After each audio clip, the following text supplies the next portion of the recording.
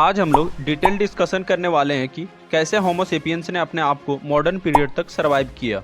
6 करोड़ साल पहले पृथ्वी से एक बड़ा एस्टेरॉयड टकरा गया। पृथ्वी पर रह रहे सभी जीव जंतुओं को बड़े पैमाने पर नुकसान हुआ। पृथ्वी पूरी तरह से धूल से ढक चुका था। तापमान अचानक तेजी से नीचे की ओर गिरने लगा था। ऐसा जीव जंतु जिसका वजन 25 केजी से अधिक था वह खत्म होने के कगार पर था। यानी कि इस समय अंतराल में डायनासोर का अस्तित्व बिल्कुल समाप्त हो चुका था। एक लंबे समय अंतराल के बाद फिर से पृथ्वी का वातावरण सामान्य होने लगा था। जंगल में हरियाली और मैदानी क्षेत्र पर घास उगने लगे थे। 5% मैमल जो प्राकृतिक आपदा से बच गए थे वह नॉर्मल लाइफ सर्वाइव करने लगे थे।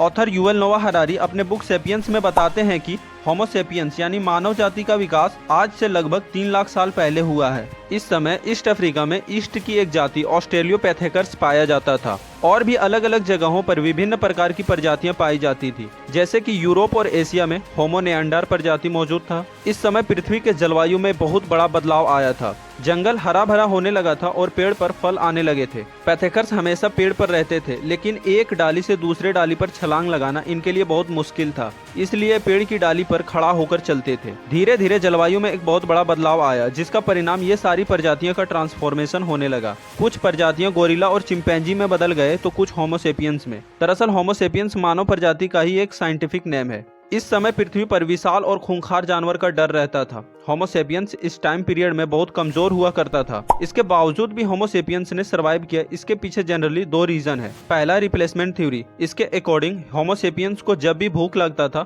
वह जानवर का शिकार करते थे। इस तरह से जानवर का तेजी से रिप्लेसमेंट हो गया। दूसरा थ्योरी, इंटरब्रीडिंग थ्योरी। यह थ्योरी हमें बताता है कि होमो सेपियंस के पास एक एक्टिव माइंड था। ये आसानी से एक दूसरे के साथ मीटिंग कर लेते थे, एक दूसरे के भावनाओं को समझ लेते थे, जिसका परिणाम मुश्किल से मुश्किल काम भी आसानी से हो जाता था। लगभग 70,000 साल पहले के टाइम पीरियड को कॉग्निटिव रिवोल्यूशन के नाम से जानते हैं। इस समय होमो सेपियंस का माइंड बहुत शार्प होने लगा था। इस समय लोग नए नए टूल्स बनाने लगे थे और इसे मार्केट में ट्रेड भी करने लगे थे। इस टाइम पीरियड में लोग आपस में बात करने लगे थे। होमो सेपियंस ने इसी समय आग का आविष्कार कर लिया था, जो सबसे बड़ा उपलब्धि था, क्योंकि लोग आग का प्रयोग अनेक जगहों पर करते थे, जैसे रोशनी के लिए, ठंड से बचने के लिए, तो शिकारी जानवर को भगाने के लिए भी आग का प्रयोग करते थे। समय बीतने के साथ साथ लोग भोजन को आग में पकाकर खाने लगे और इस तरह से लोगों के खाने का स्वाद में परिवर्तन होने लगा। पहले लोग कच्चे मांस को खा जाते थे, लेकिन आग का आविष्कार हो जाने के बाद अब मांस को आग में पकाकर खाते थे। जैसे जैसे समय बीतता गया, पृथ्वी के जलवायु में लगातार परिवर्तन हो रहा था। अधिक सर्दी होने के कारण लोगों को एक जगह से दूसरे जगह जाने में बहुत परेशानी होता था, इसलिए लोग एक जगह पर ज्यादा दिन रुकने लगे थे और एक स्थान पर रुकने के कारण लोग अपने अपने खाने का सामग्री को इकट्ठा करने लगे थे और इस प्रकार से एग्रीकल्चर रिवोल्यूशन की शुरुआत हो गई। लगभग 12,000 साल पहले एग्रीकल्चर रिवोल्यूशन की शुरुआत हुआ। इस समय लोगों का ध्यान शिकार से हटकर कृषि की ओर लगने लगा था। ज्यादा संख्या में लोग कृषि करने लगे थे। अनाज का उत्पादन अचानक से बढ़ गया था। कृषि के कारण लोगों का निवास अब अस्थायी हो चुका था और इस तरह से अब परिवार बसने लगा था। अब परिवार से गाँव और गाँव शहर में बदल गया था। इस टाइम पीरियड में जनसंख्या में भी बहुत तेजी से बढ़ोतरी हुआ था। इस समय कृषि की शुरुआत हो चुका था, लेकिन लोगों के पास कृषि के लिए ज्यादा ऑप्शन नहीं थे। सभी लोग लगभग एक ही प्रकार के अनाज का खेती करते थे। ऐसे में लोगों को अगर कोई वस्तु चाहिए होता था तो एक दूसरे से इंटरचेंज कर लेते थे। इसे बार्टर सिस्टम कहा जाता था। कुछ समय बाद बार्टर सिस्टम भी विफल होने लगा था, क्योंकि इस टाइम पीरियड में लगभग सभी के पास एक ही प्रकार का सामान होता था। इसलिए लोगों ने एक दूसरे के साथ सामान इंटरचेंज करना बंद कर दिया। अब ऐसे में लोगों के पास चैलेंजेस था कि एक मूल्य का निर्धारण किया जाए और इस तरह से लगभग 3000 वर्ष पहले करेंसी की शुरुआत हुई। अब हम लोग धीरे धीरे साइंटिफिक रिवोल्यूशन की तरफ बढ़ रहे थे। इस समय लोग खुद पर कम और भगवान पर ज्यादा भरोसा करते थे।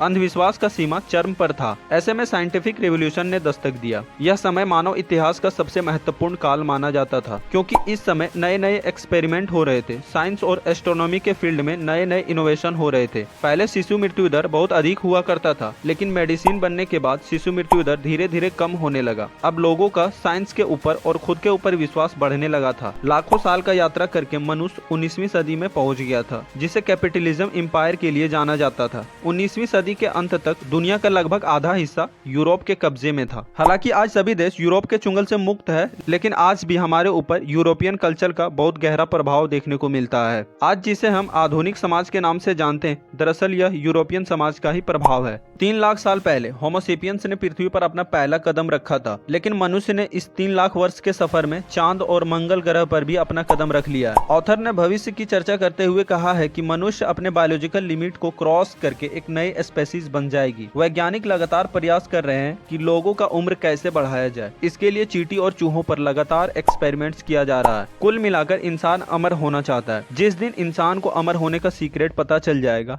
ये सारे लिमिट को क्रॉस करके अमर होना चाहेगा और इस तरह होमो सेपियंस प्रजाति का अंत हो जाएगा। होमो सेपियंस के बारे में आपका क्या राय है, कमेंट करके जरूर बताइएगा। वीडियो अच्छा लगा हो तो वीडियो को लाइक कीजिएगा। चैनल पर नए हैं तो चैनल को सब्सक्राइब करके बेल आइकन जरूर प्रेस करें। मिलते हैं अगले वीडियो में।